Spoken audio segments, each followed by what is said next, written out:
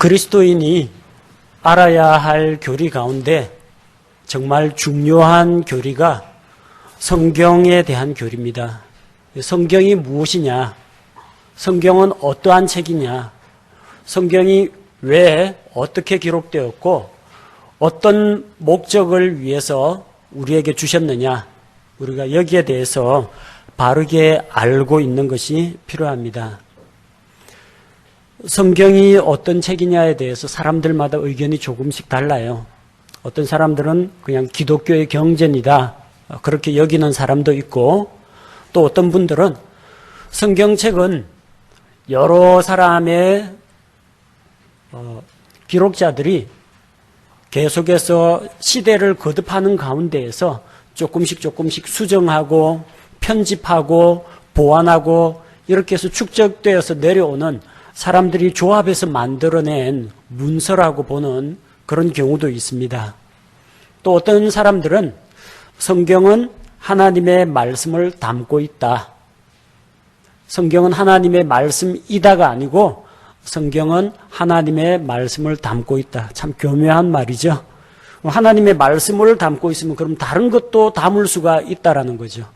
인간의 말이나 또 하나님의 말씀이 아닌 불순한 것도 들어있을 수 있다라는 그런 가능성을 내포하고 있습니다. 이것은 올바른 표현이 아닙니다. 우리가 믿는 것은 성경은 하나님의 말씀이다. 창세기부터 요한계시록까지 신구약 성경 66권 모두가 하나님께서 영감을 통해서 주신 진리의 말씀이라는 것을 믿고 있습니다. 뿐만 아니라 이 성경 가운데 들어있는 한 단어 한 단어가 하나님께서 그분 자신의 입으로 우리에게 주신 말씀이라는 것을 믿습니다. 그래서 우리는 이 성경 말씀을 하나님 그분의 입에서 직접 나온 권위 있는 말씀으로 받아들입니다. 성경은 하나님의 말씀이다. 어떻게 알 수 있느냐? 첫 번째는 성경 자체의 증거, 내적인 증거가 있습니다. 출애굽기 24장 4절 말씀을 보면 모세가 주의 모든 말씀을 기록하고 아침에 일찍 일어나 산 밑에 제단을 쌓고 이스라엘의 12지파대로 12기둥을 세우며 모세가 주의 모든 말씀을 기록하고 뭘 기록했느냐? 자기 말을 기록한 게 아니라는 겁니다. 주의 모든 말씀을 기록했다고 했습니다. 주의 말씀이고 그것도 모든 말씀, 모세가 기록한 모든 성경 기록, 이것은 주의 말씀이라는 겁니다. 예레미야 30장 2절에 보면 하나님께서 또 대언자들을 통해서 주의 말씀을 기록하도록 하십니다.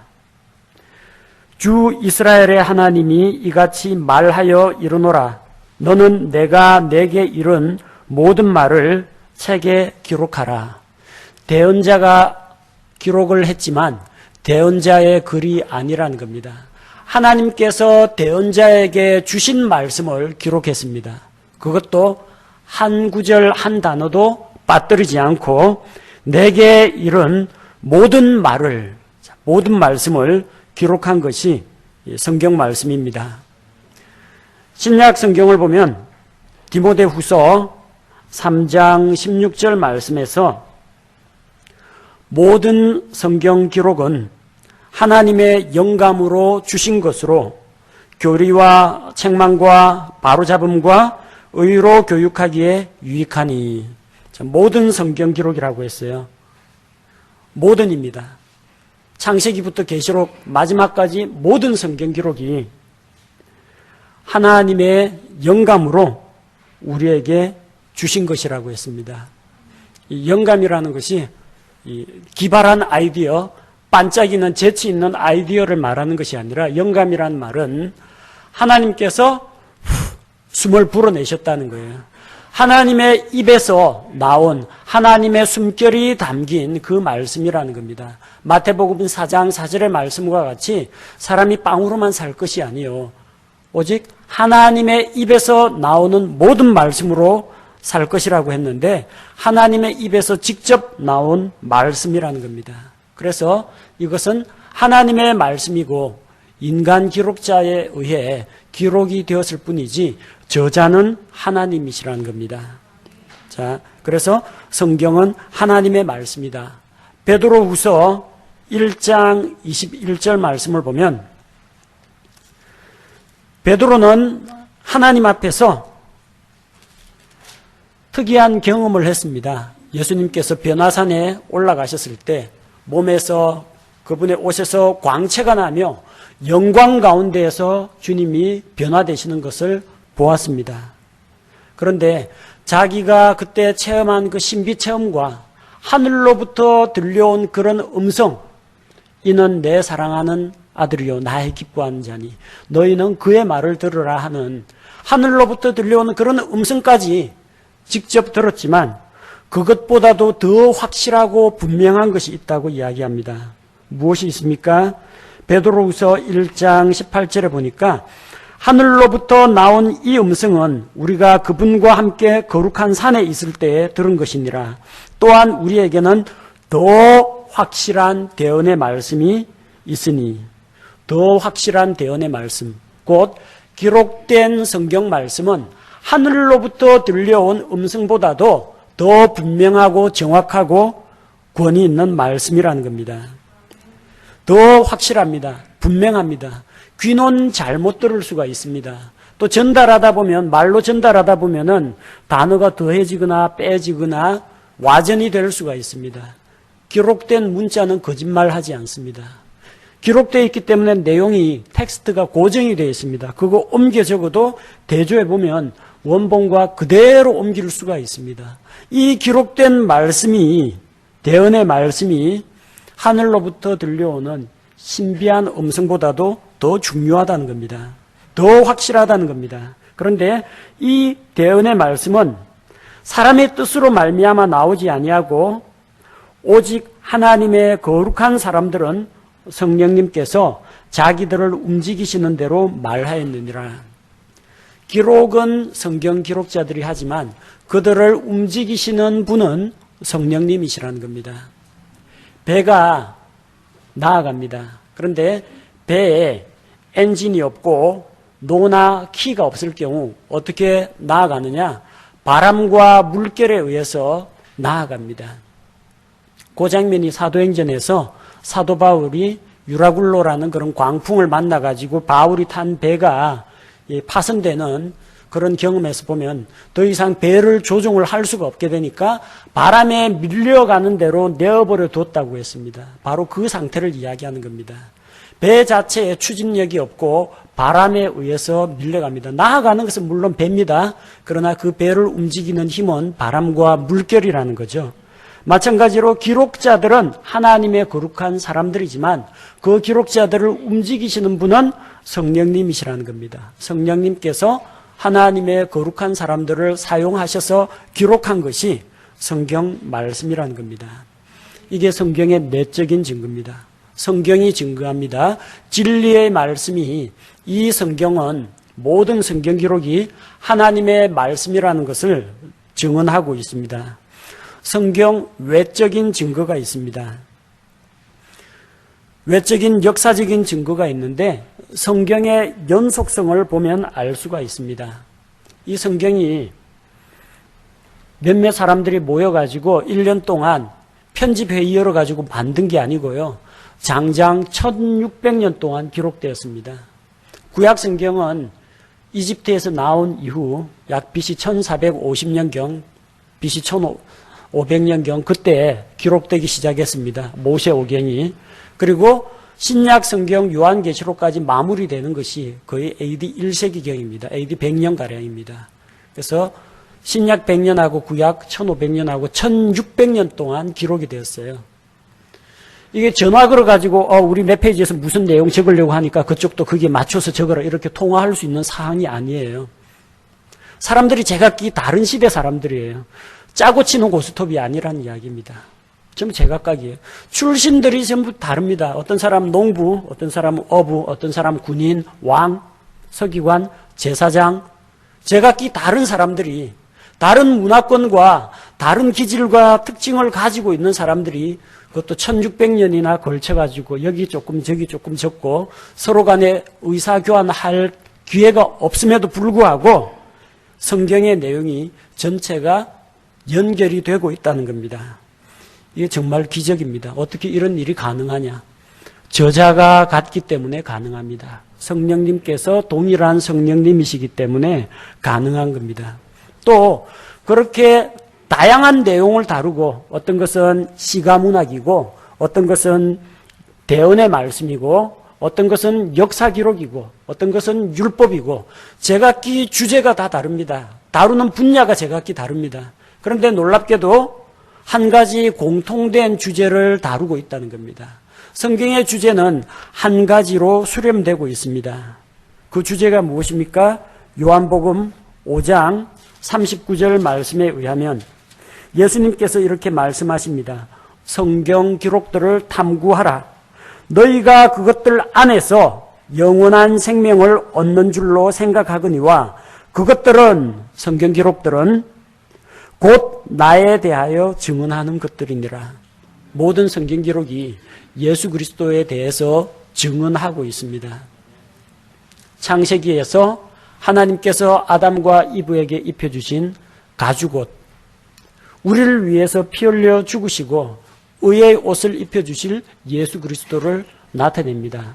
노아의 방주, 하나님의 무서운 심판과 형벌 가운데에서 우리를 안전하게 구조하는 노아의 방주는 예수 그리스도의 모형입니다. 때로는 사람이 예수 그리스도의 모형이 되기도 합니다. 요셉의 전생에는 예수님의 삶의 축소판과 같이 기록이 되어 있습니다.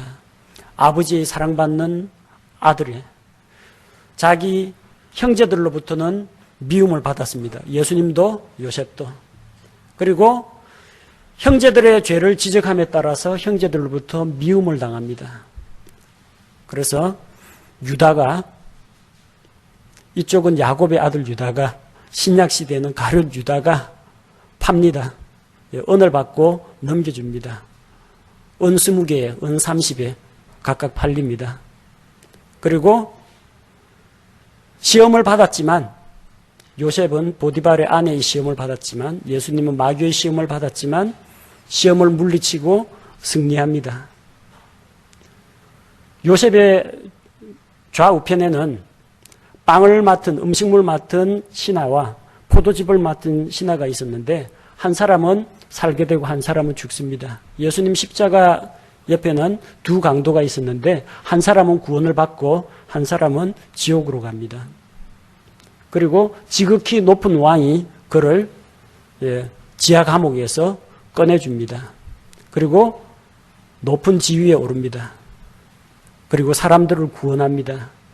형제들이 자기 잘못을 회개하고 돌아오면 얼마든지 받아주고 용서해 줍니다. 요셉의 전생애가 예수 그리스도의 삶의 모형입니다.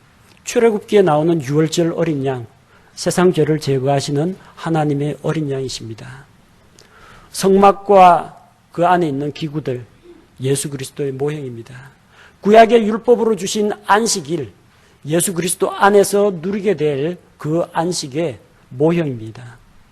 광야의 장대에 달렸던 놋뱀, 십자가에 높이 달리신 예수 그리스도의 모형입니다.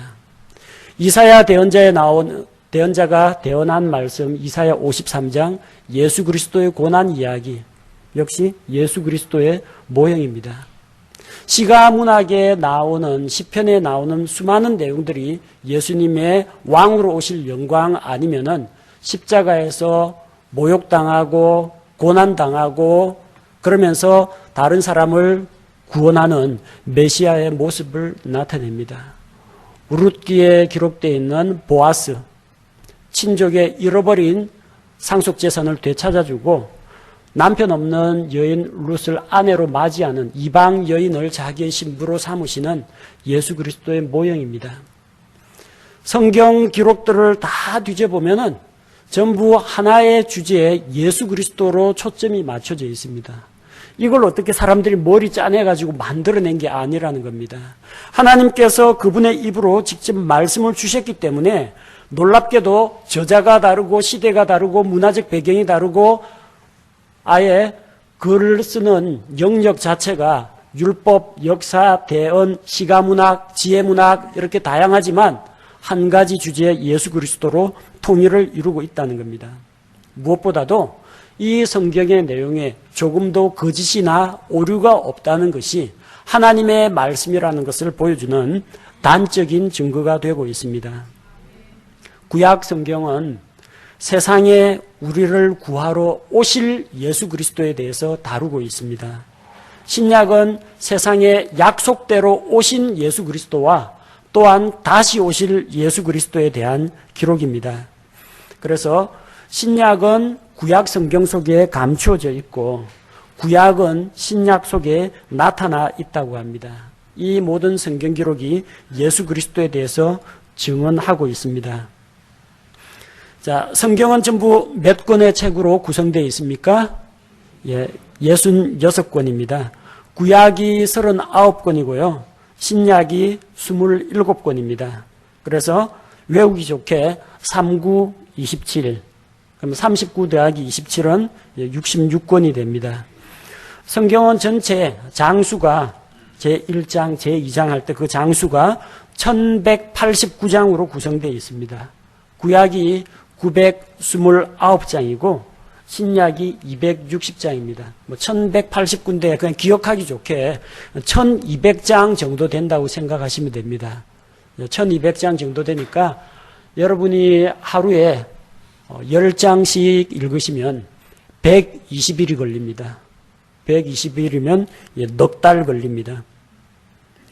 그런데 만약에 10장 읽는 건 좀 무리고 하루에 5장씩 읽으시면은 시간은 배가 돼서 8개월 걸립니다.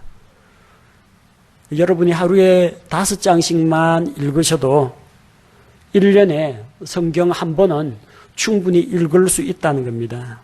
새해에는 좀 목표를 정해두고 최소한 창세기부터 요한계시록까지는 한번 전체 통독을 해보시기 바랍니다. 의무감으로 하지 말고 하나님의 말씀을 간절히 사모하는 마음으로 읽고 또 그 말씀을 묵상할 때 여러분에게 큰 유익이 있습니다. 어떤 유익이 있습니까? 디모데후서 3장 16절 말씀에 하나님께서 이 모든 성경 기록들을 영감으로 주셨는데 이게 어디에 좋으냐, 무엇에 좋으냐, 4가지를 이야기합니다. 교리와 책망과 바로잡음과 의로 교육하기에 유익하다고 했습니다. 첫 번째가 교리입니다.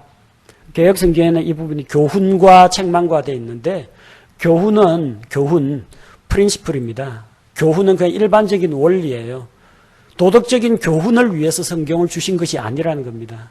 교훈은 여러분 동화책 읽어도 교훈을 받습니다. 영화 한 편을 보고서도 그 중에서 배울 점을 찾으면 교훈을 발견할 수가 있습니다. 이거는 교훈을 위해서 주신 것이 아니라 닥트린, 교리입니다.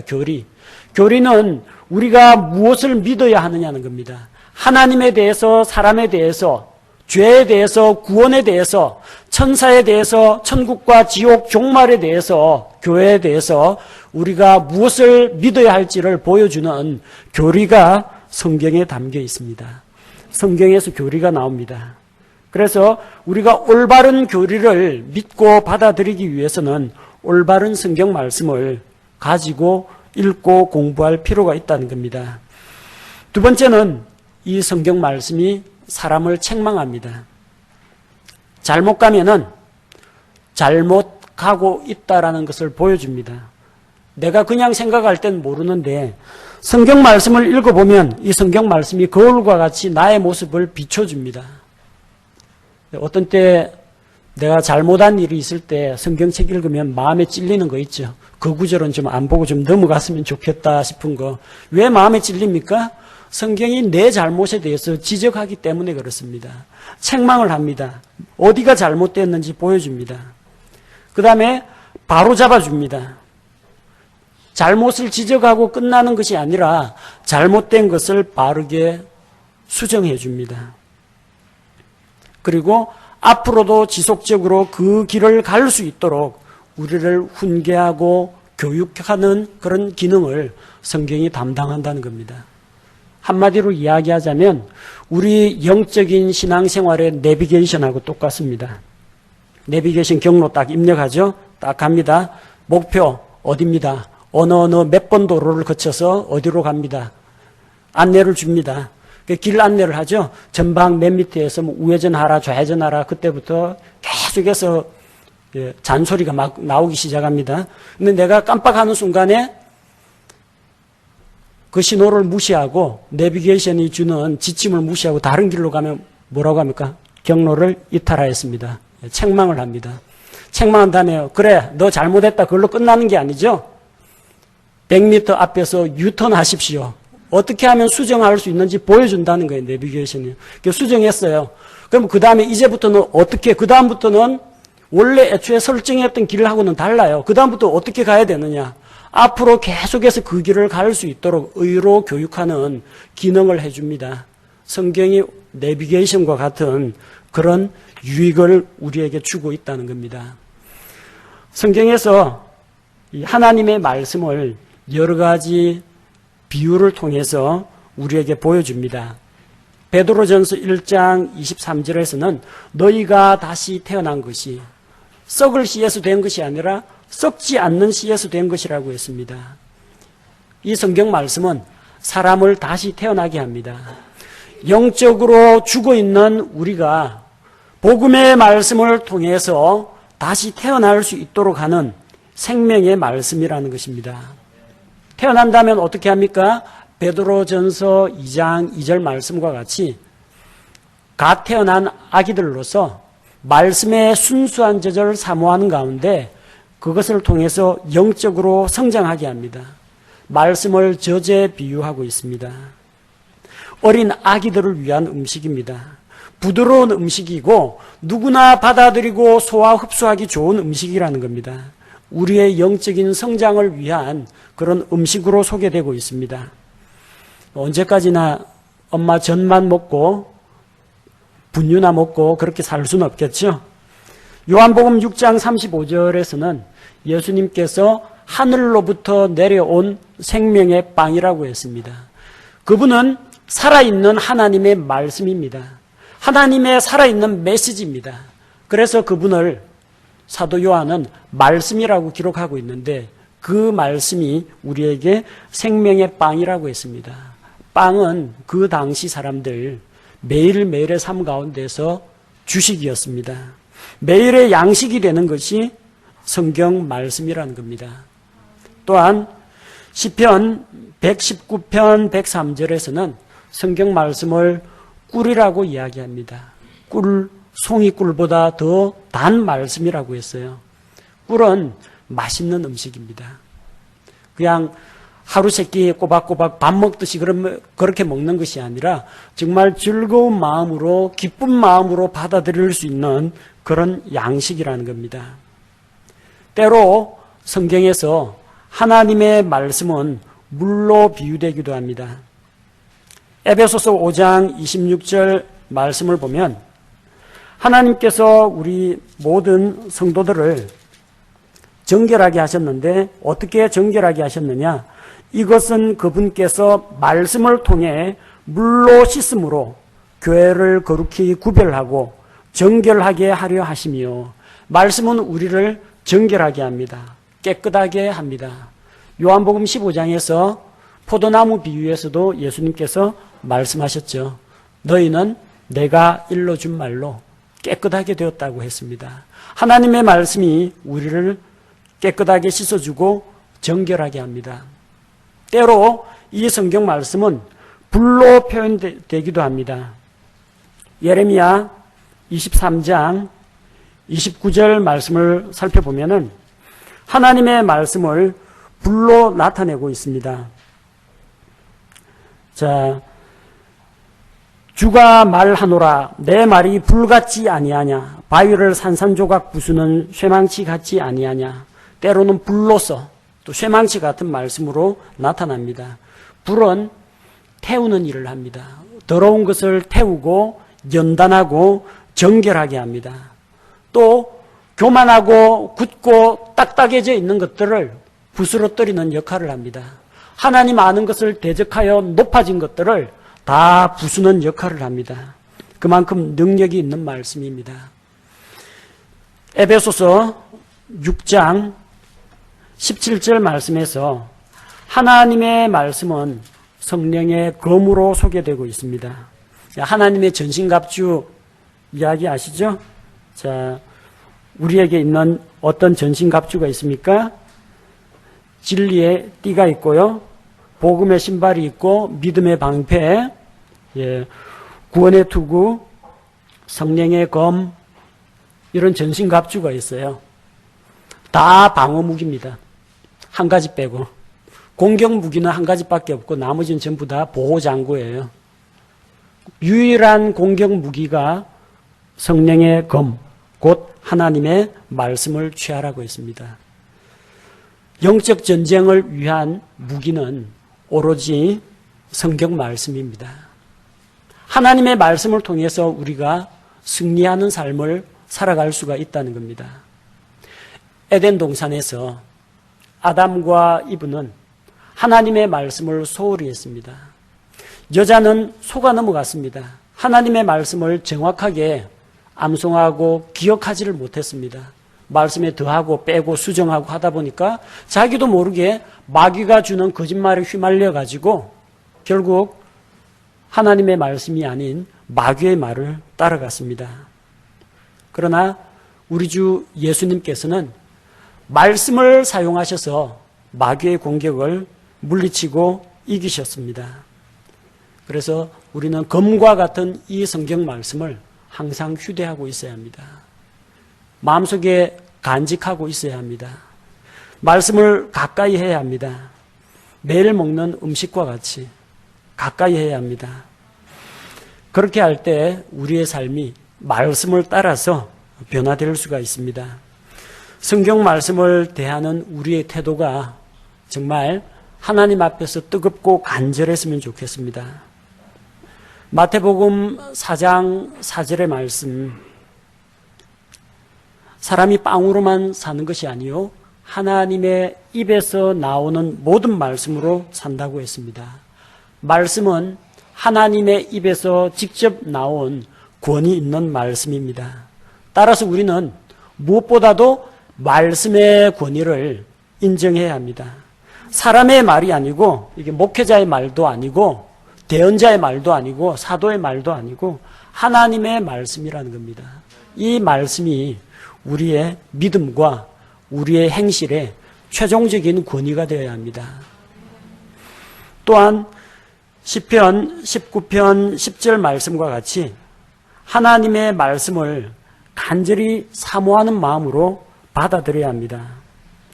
시편에 보면 하나님의 말씀에 대한 여러 가지 아름다운 묘사들이 있습니다. 특히 시편 19편 그리고 또 119편에 그런 내용들이 많이 담겨 있는데 시편 기자는 그 말씀에 대해서 이렇게 말합니다. 19편 10절에서 그것들은 금보다 참으로 많은 정금보다 더 사모해야 할 것들이며 또 꿀과 벌집보다 더 달도다. 의무감이 아니라 꿀을 먹는 것처럼 마음속에 기쁘고 즐겁고 감사한 마음이 있어야 합니다. 그렇게 사모하는 마음으로 말씀을 받아들여야 합니다. 참 우리는 얼마나 복된 환경에 있는지 모릅니다. 공산권 국가에서는 성경책을 못 가지고 있는 사람도 있다고 합니다. 구할 수가 없어서 가지고 있는 것도 빼앗기기 때문에 라디오 방송을 통해 가지고 흘러나오는 성경 말씀을 받아쓰기를 해가지고 신약 성경 복음서를 완성한 사람도 있다고 합니다. 거기에 비하면 우리는 얼마나 편안한 가운데에서 신앙생활을 하고 있는지 모릅니다. 성경책은 넘쳐나고 있고요. 교회에 오면은 비치용 성경이 있고요. 혹시 깜빡 잊고 성경 안 가지고 오면 이쪽에 빔 프로젝터로 성경책을 보여주기까지 합니다. 마음만 있으면은 스마트폰에서 언제든지 성경 앱 다운로드 받아서 편하게 읽을 수가 있습니다. 옛날 성경은요, 이 두루마리 두께만 해도 이 정도입니다. 돌돌 말리면 그거 참 들고 다니기도 힘든 걸 열심히 그들은 회당에 가서 성경 말씀을 찾아서 읽고 했습니다. 여러분 그 집집마다 가족들 구성원마다 성경 한 권씩은 가지고 있지 않습니까? 우리 손에 이 놀라운 하나님의 말씀이 있다는 게 얼마나 행복하고 감사한 일인지 모릅니다. 그래서 감사하는 마음으로 받아들여야 합니다. 또 요한계시록 1장 3절 말씀을 보겠습니다. 이 대언의 말씀들을 읽는 자와 듣고 그 안에 기록된 그것들을 지키는 자들은 복이 있나니 이는 때가 가깝기 때문이라. 이 말씀을 부지런히 읽고 듣고 거기서 끝나면 안 됩니다. 읽고 듣고 그 다음에 순종이 나와야 합니다. 하나님의 말씀을 지키고 순종할 때 하나님께서 복을 약속하셨습니다. 특히 마지막 때가 가까웠을 때, 이런 때일수록 더 열심히 성경 말씀을 듣고 읽고 또 그 말씀에 순종하는 삶을 살아야 되겠습니다. 성경은 사람의 말이 아니라 하나님의 말씀입니다. 그래서 우리가 그 권위를 인정하고 그 말씀 앞에 우리 자신을 낮추고 겸손히 받아들이고 말씀을 믿고 순종함으로써 하나님께서 약속하신 그런 보상을 다 누려야 하겠습니다. 제가 기도하겠습니다.